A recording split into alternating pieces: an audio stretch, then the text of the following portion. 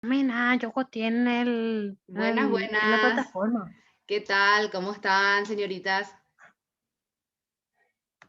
Nos encontramos en una sesión más de la asignatura Antropología Social y Cultural. La semana pasada estuvimos desarrollando un poco acerca de la unidad número 5, Antropología y Educación. Hablamos que la educación y la antropología, aunque parezca que no se encuentran ligadas, realmente están enlazadas. Vamos aprendiendo nosotros mediante los estudios antropológicos cómo se enseñaba o se estudiaba en tiempos pasados, si esas técnicas o teorías fueron puestas en práctica de una manera adecuada y cuál fue el fruto que tuvieron. Y también la enlazamos con la educación actual. Hicimos una pequeña actividad que consistía en reconocer cuáles fueron las características de la educación en tiempos pasados. Si podemos volver a hablar un poco sobre ese tema, cuentan sus experiencias con relación a lo que han escuchado con relación a la educación, algún ejemplo, algo que leyeron en algún libro o en algún comentario de algún familiar. Así vamos a hacer también un análisis antropológico de cómo la educación ha ido evolucionando hasta los días actuales en los que nos encontramos en una educación virtual a causa de una pandemia que nos vino de sorpresa, pero poco a poco nos venimos acostumbrando. Así que les escucho, ¿qué es lo que a ustedes más les llama la atención de la educación en tiempos pasados para hacer un breve análisis? ¿En qué sentido sería, profe, como para describir? En tanto a metodología, técnicas utilizadas, el espacio físico en el cual se daba la educación, todo lo que a vos te llame la atención con relación a cómo se enseñaba antes, a cómo se aprendía también. Em, bueno, yo como soy del 2000 creo que no va a haber tanto así, o sea, no va a haber tanta diferencia, ¿verdad? Pero cuando yo estaba en la escuela y más era matemática, era que la profesora traía así algunos objetos o elementos. Por ejemplo, si el problema decía algo de manzanas, no sé cómo se inventaba, pero traía esa cantidad de manzanas la profesora y te mostraba así todo y después te restaba con las manzanas y vos hacías. Entonces, tipo más práctico, más visual sería. O sea, era su enseñanza. Después había profesores que también así te hablaban sobre algún tema y ponerle que en la otra semana o en la próxima había un video de ese tema, o sea, te explicaba otra vez ese tema, te volvía a repasar. Y más cuando tenía yo biblioteca, porque era una materia, la profesora te hacía escuchar de la radio y vos seguías con la vista, por ejemplo. Y después en las actividades vos tenías que tipo tratar, wow, era su juego, de memorizarte lo más rápido y poder responder todo. Teresita, te escuchamos con relación a esta pregunta de cómo ves algunas características de la educación anterior y hacemos un paralelismo posteriormente con la educación en nuestros tiempos y más en tiempos de pandemia. Bueno, profe, la educación de antes era muy dictatorial, acorde hacia la situación política, ahora no te dejaban, o sea, no te podían prohibir pensar, ¿verdad? Porque no podían entrar en tu pensamiento, pero no querían que uno piense, no querían que uno opine y que uno tenga también sus propias posturas. Es lo que yo decía en una de las clases que tuvimos, que yo, por ejemplo, pintaba o la profesora quería que yo pinte de un color y de una forma y yo quería hacer de otra forma y ella no me dejaba, ¿verdad? Me decía que estaba mal. Entonces eso a mí se me re quedó así, decía, pero ¿por qué, verdad?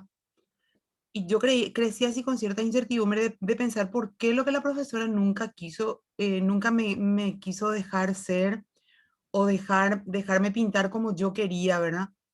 Yo decía, ¿por qué la casa tiene que ser con el techo oscuro únicamente, marrón? Decía yo, ¿por qué no puede ser otro color? yo le ponía rosado, cualquier cosa así, ¿verdad? Así como a mí me gustaba. Y eso fue algo que se me quedó así. Después dije, cuando yo tenga hijos o cuando sea más grande, les voy a dejar que pinten o que, o sea, les voy a dejar crear así a ellos como ellos quieren, ¿verdad? Porque para mí eso es el arte y eso fue lo que yo recuerdo, recuerdo mucho de eso, o sea, que se me quedó así mucho de eso de que la docente no me dejaba volar con mi imaginación, ¿verdad?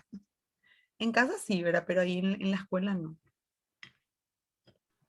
Como estás mencionando también, justo en esa época estaba dándose el boom también de la teoría cognitiva, perdón, conductista de la educación y los docentes ponían en práctica eso. Y yo siempre voy a repetir, si estamos en psicología o estamos hablando en ciencias de la educación, que muchas veces se malinterpreta lo que es el conductismo o la teoría conductista, que nos ayuda a estratificar las unidades, a crear programas, a que el niño o el adolescente poco a poco vaya conociendo, dependiendo a su madurez intelectual también.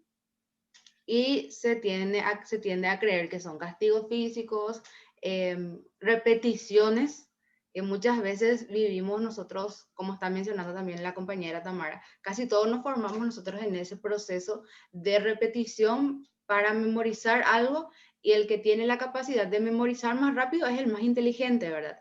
Y ahí más o menos encontramos un entretejido enmarañado que ahora se quiere romper con estas posturas más críticas y constructivas en la cual el niño va construyendo su aprendizaje, se tiene más una visión holística del ser humano, cuáles no le vemos nosotros nada más como un objeto a ser modelado en cuanto a conducta, sino también que vaya desarrollando su actividad crítica, su pensamiento, que vaya desarrollando también su creatividad y que también la inteligencia no es solamente en un aspecto de repetición, sino que abarca muchas cosas más, como estás mencionando, arte, matemática, lenguaje, escritura, la capacidad de ubicarnos en un lugar específico, también hace referencia a una de las inteligencias que el ser humano va desarrollando, como por ejemplo, existen personas que se ubican demasiado rápido para llegar a un lugar y hay otros a los cuales nos cuesta un poquitito más decir,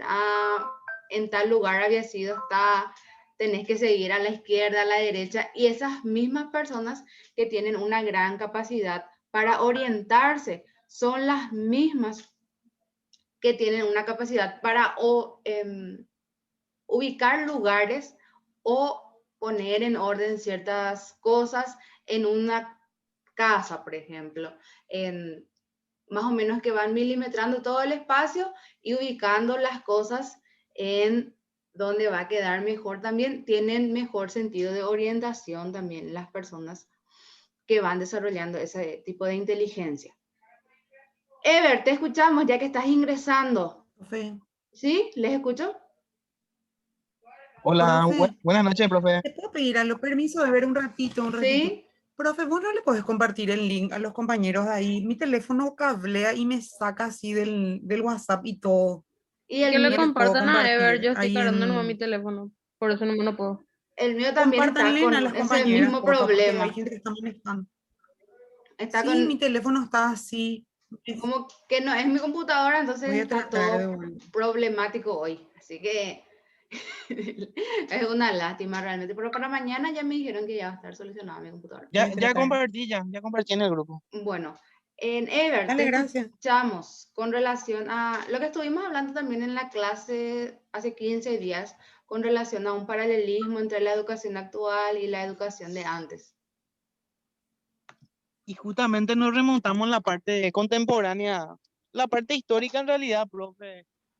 Que es lo que pasa de que muchas veces el acceso a la educación era muy selectivo y no existía en lo que respectaría el acceso a la educación total, porque las mujeres también tampoco no tenían derecho a lo que sería la educación y en ese sentido, bueno, los hombres fueron los que propusieron para que las mujeres tanto puedan estudiar como trabajar.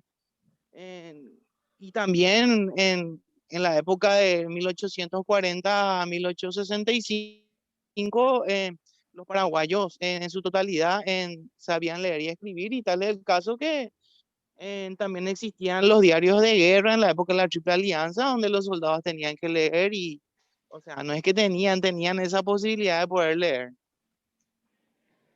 Y eso. Y en la actualidad, ¿cómo ven ustedes a la educación?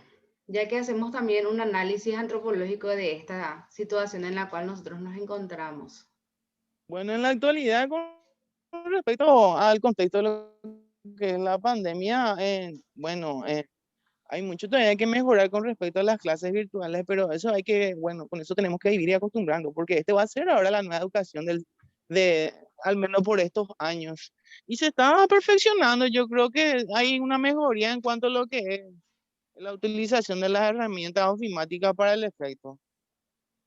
A las demás compañeras, ¿qué opinan? ¿Qué es, o sea, cuál es uno de los puntos, factores influyentes en la implementación de la educación virtual y qué aspectos ustedes desearían mejorar para optimizar esta herramienta o este modo de aprender o de enseñar también? Yo creo, profe, que no todos tienen acceso a la educación virtual, porque hay muchas familias que, si bien tienen celular o algo así, de igual manera no tienen todo el tiempo acceso a internet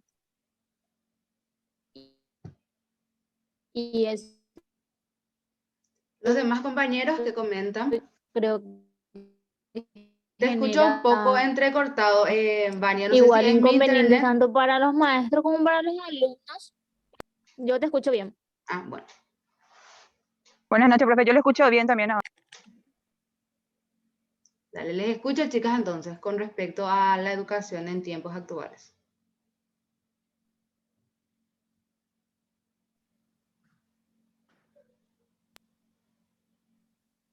¿Qué tal, profe? Natalia soy. ¿Qué tal, Natalia? ¿Cómo estás? ¿Me escuchás, profe? Sí, te escucho. Ah, no, y pienso igual que Vania, ahora no todos tenemos, o sea, no todos tienen el acceso y lastimosamente el internet en Paraguay luego en sí es malísimo, porque tenemos que depender de si cae o no cae. Pero en nuestra carrera es un poco más fácil, ¿verdad? Porque es más teoría, es más lectura, podemos hacer más dinámico como hacemos últimamente, ¿verdad? Pero para otras no, y para los niños es bastante complicado. Realmente el factor motivacional muchas veces es el que complica más cuando nosotros hablamos de niños y también personas adultas. En nuestro caso, nosotros miramos más de un panorama desde la andragogía, ¿verdad? Que es el estudio de cómo aprenden las personas adultas, ¿verdad? Entonces, se tiende a no hacer tan pesadas las actividades, o sea, en mi caso, ¿verdad? Pero existen esquemas con los niños que se encuentran en la escolar básica, en la escuela, en el colegio, como escuelas públicas, ¿verdad? Como el MEC lanza un programa que debe seguirse, muchos de los profesores no saben discriminar cuáles son las actividades que nosotros debemos desarrollar, que es del plan anual, que de los objetivos o capacidades que sí o sí debemos desarrollar, y otros que son más opcionales y se tiende a querer desarrollar en su totalidad. Nosotros sabemos que en educación siempre se da lo que son las adecuaciones curriculares, no tanto con fines de inclusión a veces, pero sí para poder desarrollar una educación más contextual. Muchos de mis alumnos del área de ciencias de la educación me habían comentado que como el acceso a internet a zonas como Santa Rosa, Misiones, Abaica, Azapá, Tabaica, Azapá y San Juan de Pomuceno también, el internet no llega tan bien. Entonces existen también padres que tienen el famoso 1100 o teléfonos que no tienen WhatsApp, que son solamente para llamadas. Entonces, ¿cómo hacemos nosotros ahí para llegar a una educación relativamente equitativa o de calidad? Los profesores mismos se ingenian para hacerle llegar cuadernillos, cuadernos con tareas, que se entregue de otra manera, pero en esta zona un poco más central en la cual nosotros nos encontramos, no se hacen esos análisis en vista de que se tiende a creer que nosotros todos tenemos las herramientas tecnológicas para cumplir a cabalidad con nuestras actividades a nivel escolar o educativo también. Hablando de factores motivacionales, por ejemplo, que les quiero preguntar, ¿qué ustedes esperarían de los profesores o en todo caso de los profesores de ustedes o de los profesores de sus hijos?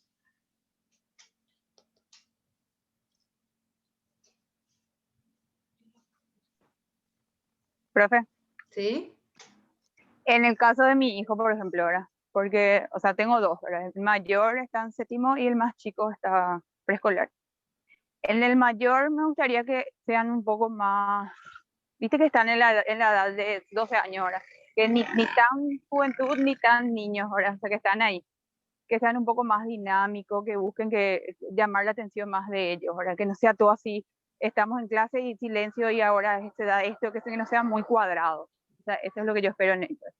En el caso de los niños es más complicado porque el otro tiene 5 años, ahora ya a él le complica más el hecho de estar enfrente a una pantalla y estar atendiendo también, porque quedarse quieto, él todavía no entiende luego ese tema de que su profe está ahí y su profe le está viendo, ¿entendés? Entonces, en el caso de ellos, yo la veo un poco más difícil y entiendo el lado del profesor y el lado de los niños también, ¿verdad?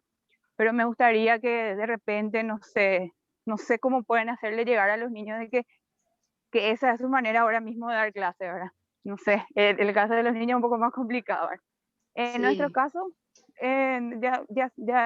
sea, yo ya veo de forma diferente, ya somos más adultos, ya entendemos la situación y de repente lo que no da gusto es cuando la profe está ahí, te lee PowerPoint y no, es muy dinámica la clase, que no nos pasa contigo ni con la profe Nair, ¿verdad? Pero una profe, ay, me viene el nombre.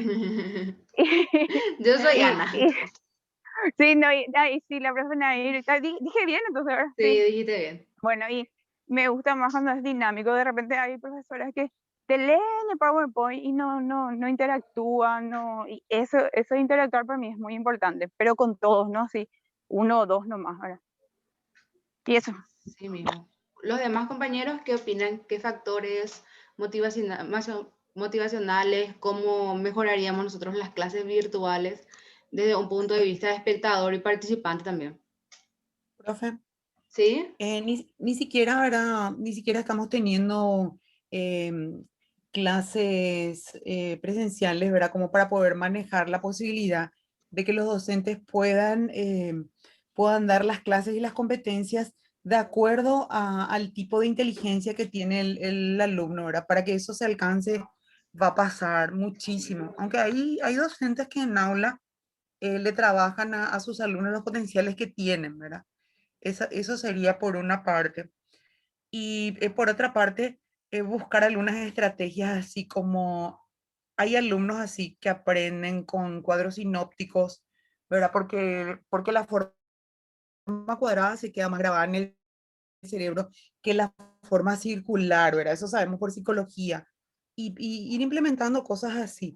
Y a través de vídeos musicales, por ejemplo, profe, porque los vídeos musicales, todo lo que sea musical, se graba, uno lo hace cantando. Yo, por ejemplo, le hacía estudiar antes a mi hija así cantando. En 1492 le decía Cristóbal Colón, le cantaba, y a ella se le quedaba la musiquita con Cristóbal Colón y ya sabía quién descubrió, porque eso se pega, eso se usa mucho en marketing, se usa, profe, como para que a la persona se le pegue ¿verdad? Y ir buscando algunas estrategias así, que parecieran insignificantes, pero a la hora de acordarnos, nos acordamos. Algunas que otras. Y muchas veces nosotros tendemos a creer que estamos en un contexto de presencialidad todavía e intentamos estructurar de esa manera. Ese es uno de los mayores errores que yo puedo encontrar, ¿verdad?